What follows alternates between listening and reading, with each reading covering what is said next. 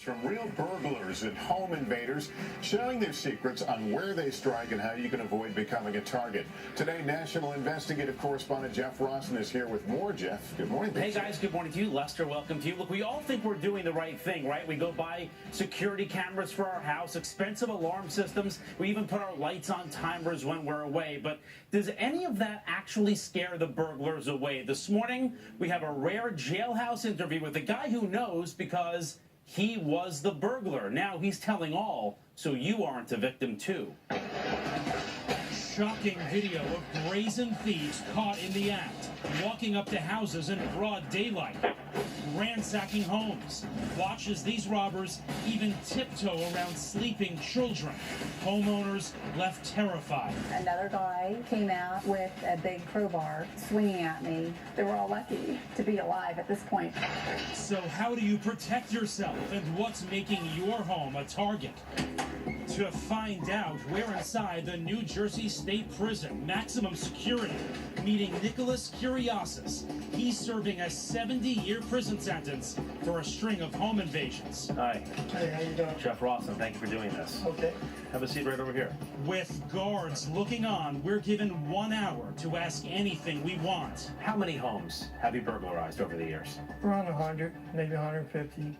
Now he's coming clean and revealing his secrets.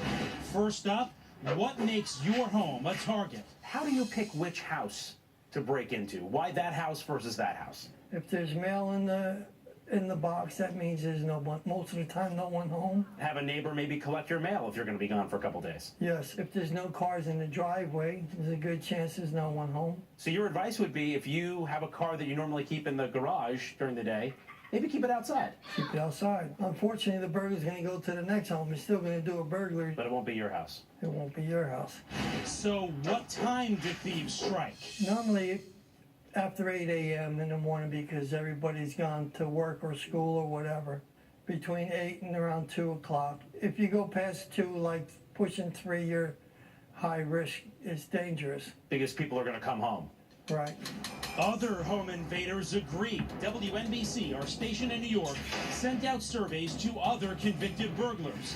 More than half saying they also target homes in the morning. I've always thought conventional wisdom is we're more vulnerable at night. You have the cloak of darkness. But you're saying that's not true. Not for me. I did a burglary, and while I was in the house, the lady walked in the house, and I said, I'm sorry, I got the wrong house, and I walked out with nothing. Is that a burglar's worst nightmare, coming face to face with somebody? Coming home, yeah. In fact, 75% of the thieves surveyed say they'd leave immediately if they discovered someone was home.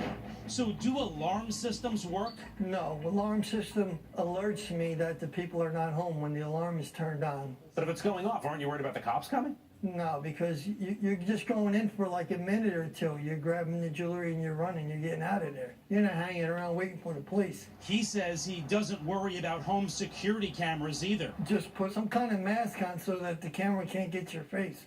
Or put your arm up, block your face. Wouldn't keep you away. No.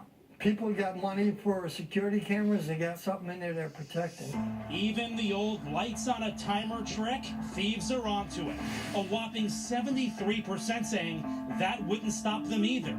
But there's one thing that will. Safer than any alarm or deterrent is have a neighbor watch your house. So neighbors for you. It's number one, because I've gone up to a house where the neighbor came out to the front porch and says, can I help you? Who are you looking for? And then stood out there and watched me leave. Neighborhood watch matters. Yeah, neighborhood watch. That was one of the best things they ever started for burglary prevention, because you know that whole block is being watched. You go down to the next block, that's not being watched.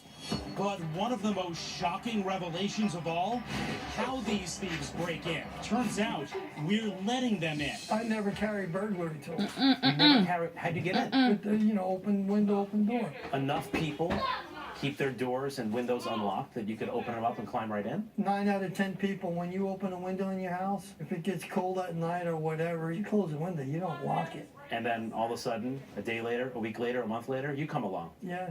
And you climb right in. Yeah. A lesson for all of us. Lock up when you leave. Simple tips from a convicted bad guy trying to do some good to keep your family safe.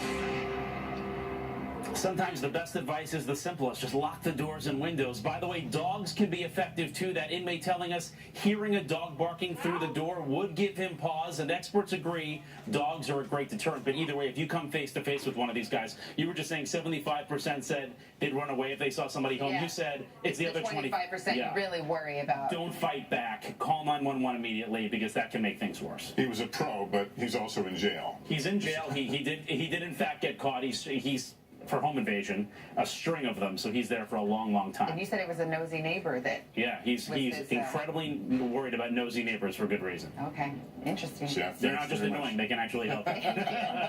Good to know. Just ahead, the controversial new pat-down procedures